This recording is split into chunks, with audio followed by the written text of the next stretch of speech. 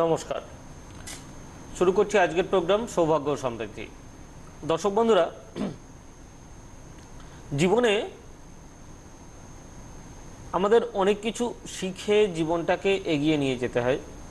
এটাই হচ্ছে মানব জীবনের ধর্ম।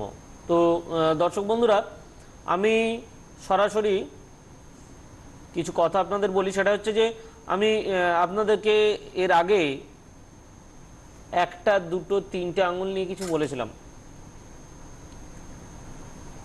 এবারে মানে নখ নিয়ে বলেছিলাম সম্ভবত। আর এবারে বাকি রইল রবির আঙুল আর বুধের আঙুল আর বৃদ্ধাঙ্গুষ্ঠী। তিনটে আঙুল আপনাদের জন্য বাকি রয়েছে, তিনটে নখ, তিনটে আঙুল। তো দর্শক বন্ধুরা, সরাসরি আমি একটা কথা বলতে চাই। সেটা হচ্ছে যে জ্যোতিষ তো আমরা প্রত্যেকেই নানান চ্যানেলে নানান ধরনের প্রোগ্রাম দেখি, ইনফ্যাক্ট আমিও দেখি। আপনার মনে হয়তো প্রশ্ন জাগতে পারে বা আপনাদের মনে প্রশ্ন জাগতে পারে, কেন দেখেন না? দেখুন, প্রত্যেকের তো কোনো না কোনো কিছু শেখার আছে। আমি তো নিজেকে লার্নার মনে করি। তো যার জন্য জ্যোতিষ এমন একটা জিনিস যেটাতে সব সময় রিসার্চ করতে হয়, প্ল্যানেটগুলোর ফরমেশন করতে হয়। তা না হলে সঠিক রেজাল্টটা দেওয়া খুব মুশকিল। আর জ্যোতিষকে ভালোবাসতে হয় দর্শক বন্ধুরা, জ্যোতিষকে বুঝতে হয় এবং জ্যোতিষকে শিখতে হয়। এই শেখার জন্য, এই জানার জন্য, এই বোঝার জন্য যে জিনিসগুলো দরকার হয় সেটা হচ্ছে নিজের জীবনের কিছু কিছু জিনিস ভালো করে বুঝে নেওয়া, ভালো করে জেনে নেওয়া, যাতে করে সমস্যা না হয়, যাদের সমস্যা এলে সেই সমস্যাটাকে ওভারকাম করা যায়। তাই তো, এটাই তো জীবন।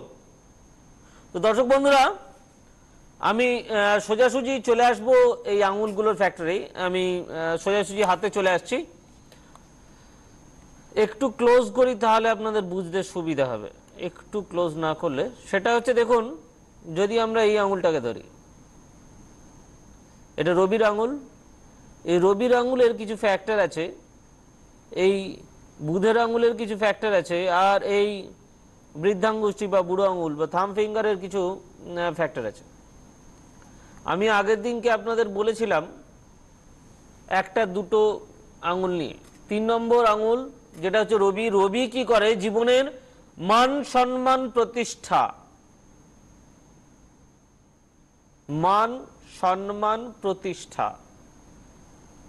রবি ভালো থাকলে, যাদের রবি ভালো তারা মেডিকেল লাইনে যেতে পারেন, যাদের রবি ভালো তারা ইলেকট্রিক্যালে যেতে পারেন, যাদের রবি ভালো তারা উড, কাঠ জাতীয় কোনো জিনিসে গেলে জীবনে সাধারণত ব্যবসা বা চাকরির ক্ষেত্রে এরা সাফল্য লাভ করে। যদি কারোর রবি খুব ভালো থাকে তাহলে সাধারণত সে খুব ভালো রাজনীতিবিদ হতে পারেন। এবারে দেখা যাক, আমি বলছিলাম যে আঙুল নিয়ে, আঙুলের নখ নিয়ে। এই নখ যদি দর্শক বন্ধু খেয়াল করে দেখা যায়, আপনি একটু খেয়াল করে দেখুন, নিজেদের হাতটাকে মেলান, দেখুন জ্যোতিষ কোন জায়গায়, জ্যোতিষ কিভাবে মানুষের জীবনে রিফ্লেক্ট ফেলে, জ্যোতিষ কিভাবে মানুষকে এগিয়ে নিয়ে যায়, কিভাবে মানুষকে আরো বেশি শিখতে শেখাতে সহায়তা করে। জ্যোতিষ মানে ঠকা নয়, জ্যোতিষ মানে সত্যকে জানা, নিজের জীবনটাকে সঠিক ওয়েতে নিয়ে যাওয়া, যাতে আপনার ট্র্যাকটা না ভুল হয়ে যায়। তাই তো, এবারে দেখা যাক, যদি কারুর এই আঙুলটা একটু বেশি লম্বাটে টাইপের হয়, একটু খেয়াল করে দেখুন দর্শক বন্ধুরা, যদি কারুর এই আঙুলটা একটু লম্বাটে টাইপের হয়, ধরে নেওয়া যাক এই আঙুলটা একটু বেশি লম্বাটে টাইপের। তো দর্শক বন্ধুরা খেয়াল করে দেখুন, এবং শুধু লম্বাটে টাইপের না, একটু পিঙ্ক কালার, সাধারণত একটু পিঙ্ক কালার। যদি খেয়াল করে দেখা যায় সাধারণত এরা একটু শারীরিক দিকে একটু বেশি দুর্বল থাকে। কোনো কাজে এনার্জি, কোনো কাজে পজিটিভ এনার্জি থাকলেও, মানে মনের যথেষ্ট বল থাকা সত্ত্বেও শারীরিক দিকে দুর্বল থাকেন একটু। আমি একবারও বলিনি কিন্তু যে তার মনের জোর কম থাকে বা সে কম কাজ করেন, বরং দেখা যায় এদের কাজের মানসিকতা অনেক বেশি। এরা সাধারণত অনেক বেশি করে কাজ করতে চায়, আরো নিজেকে মেলে ধরতে চায়।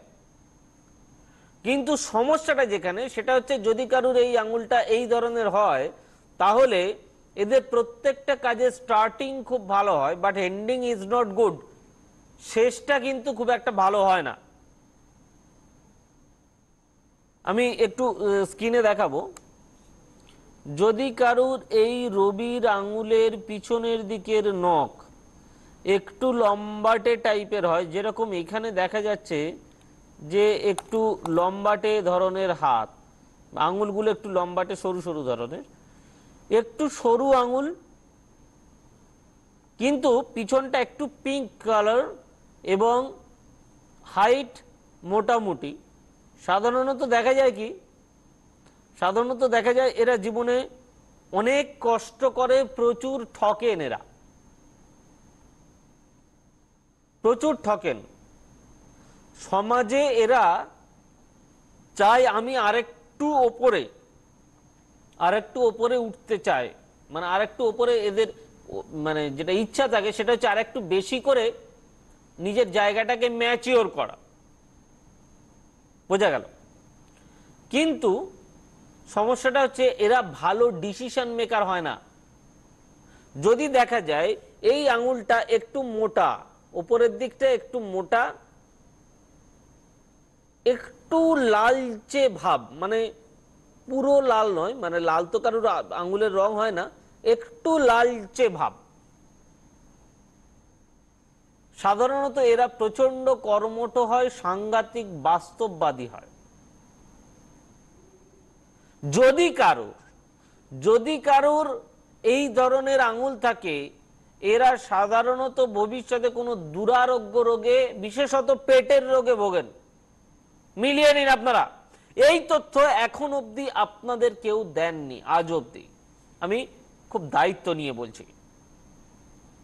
দর্শক বন্ধুরা, কেন এই আঙুল নিয়ে, কেন এই নখ নিয়ে, কেন এই হাত নিয়ে প্রোগ্রাম করা? দর্শক বন্ধুরা, অনেকে ডেট অফ বার্থ তো নেই, অনেকে ডেট অফ বার্থ হয়তো আগেকার দিনে তার মা বাবা দিতে পারেননি, কোনোভাবে সেটা মিসিং হয়েছে, যার জন্য তাদের ভাগ্য কি বিচার করা যায় না? তারা কি সমাজের জীব নন? ধরে নেওয়া যাক না যে দুজন যমজ বাচ্চা একই সঙ্গে জন্মগ্রহণ করেছে, দুজনেরই চার্ট এক, রাশি এক, লগ্ন এক, আগের দিনের একটা প্রোগ্রামে বলেছি আমি।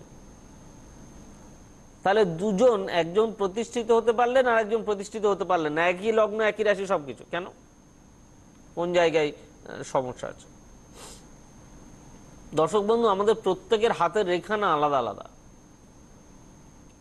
যাই হোক, যেটা বলছিলাম, যদি রবির আঙুল দেখা যায়, আমি প্রথমেই বলে নিই, মেডিকেল সায়েন্সের উপর আস্থা রাখুন। আমি যেগুলো যেসব রোগের কথা বলছি এগুলো সম্ভাবনা মাত্র। যদি কারোর রবির আঙুল এই মাঝখানের পেটিটা একটু বেশি মোটা হয়, নিচের থেকে মাঝখানের পেটি একটু বেশি মোটা হয়, এবং রবির এই যে জায়গাটা, এই পোর্শনটা, এই যে মাঝখানের যে জায়গাটা, আপনাদের বেশি ভালো দেখাতে সুবিধা হবে, আমি চেষ্টা করছি এইভাবে দেখানোর। এই মাঝখানের জায়গাটা, এই মাঝখানের জায়গাটা যদি কারুর বেশি মোটা হয়, এরা সাধারণত আর্থারাইটিস, বাত, এই সব রোগে ভোগেন। যদি কারুর এটা দেখা যাচ্ছে এই মাঝের প্রথমের পর্বটা বেশ মোটা, মাঝের পর্বটা বেশ সরু এবং ওপরের পর্বটা বেশ মোটা। সাধারণত এরা ক্যান্সার জনিত রোগে ভোগেন বা কোনো দুরারোগ্য রোগ লাইক ডায়াবেটিস, যেগুলো কিউরেবল ডিজিজ নয়। আবার দর্শক বন্ধু দেখুন, এই রবির আঙুলের কত ফ্যাক্টর রয়েছে। যদি এই রবির আঙুলটা কারোর ভাঁজ খেয়ে এরকম একটু ওপরের দিকে উঠে যায়, জাস্ট একটু ভাঁজ খেয়ে ওপরের দিকে উঠে যায়, আপনারা খেয়াল করে দেখুন, যদি এই নখটা একটু ওপরের দিকে, কারণ মেইন ফ্যাক্টর আজকে নখ, তো এই নখটা যদি একটু ওপরের দিকে উঠে থাকে, সাধারণত এরা ফাটকা ইনকাম করে জীবনে, ফাটকা ইনকাম করে।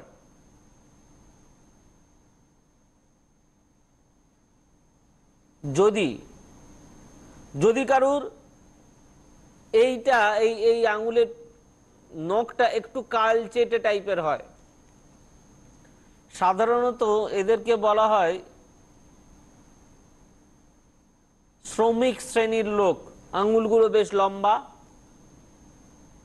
আবার দেখা যায় মাঝারি আঙুল, মানে নখটা একটু মাঝারি, সাধারণত এটা অ্যাডমিনিস্ট্রেটিভ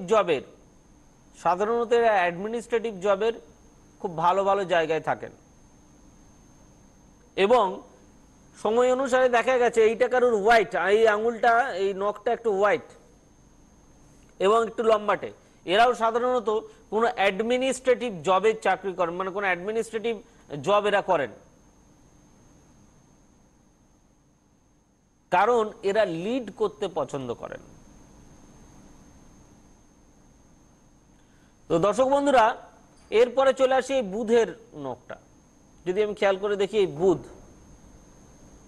এই বুধটাকে যদি খেয়াল করা যায়, এর নিচের জায়গাটা যদি দেখা যায়, যদি এই বুধের এই আঙুলটা যদি একটু খেয়াল করে দেখা যায়, তাহলে যদি খেয়াল করেন দর্শক বন্ধুরা, বুধের এই আঙুলটা, এই নখটা যদি কারুর একটু বেশ ঢেউ খেলানো হয়, তাহলে দর্শক বন্ধু, মানে মাঝখানটা বেশ একটু ঢিবি টাইপের, কচ্ছপের পিঠের মতন। সাধারণত এদের এডুকেশনের দিকটা এবং একটু সাধারণত একটু সরু হয়। এরা কিন্তু এডুকেশন সাংঘাতিক করতে পারেন। এরা সাধারণত এগ্রিকালচার, চাষজাত কোনো দ্রব্য বা এই ধরনের জিনিসে আরো অনেক বেশি পারদর্শী হন।